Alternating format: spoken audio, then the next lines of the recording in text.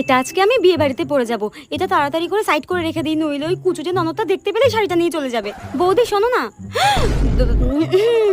বলছি আজকে রাতে তো আমাদের একটা বিয়ে বাড়ি রয়েছে, আর আমি বিয়েতে ভাবছি একটা শাড়ি পরবো। তোমার একটা ভালো শাড়ি থাকলে দাও তো। কই, আমার কাছে তো একটাও ভালো শাড়ি নেই গো। তুমি তো নিজেই দেখেছো, বলো বিয়ের পর তো তোমার মাই আমার সব ভালো ভালো শাড়িগুলো নিজের আলমারিতে রেখে দিয়েছে। কি বললে তুমি আমার মাকে?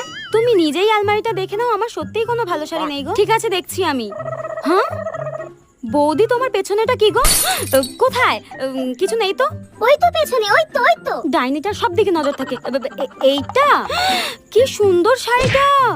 এটা আসলে কালকে আমার মা দিয়ে গেছিল। আরে দেখি শাড়িটা, দাও দেখি। ওয়াও, শাড়িটা কি সুন্দর। আর তুমি ইচ্ছা করে লুকিয়ে রেখেছিলে না? ডাইনি, শাড়িটা দে বলে দিচ্ছি। যাই হোক, শাড়িটা আমি পরে যাবো বিয়ে বাড়িতে, তুমি অন্য কিছু পরে যাও।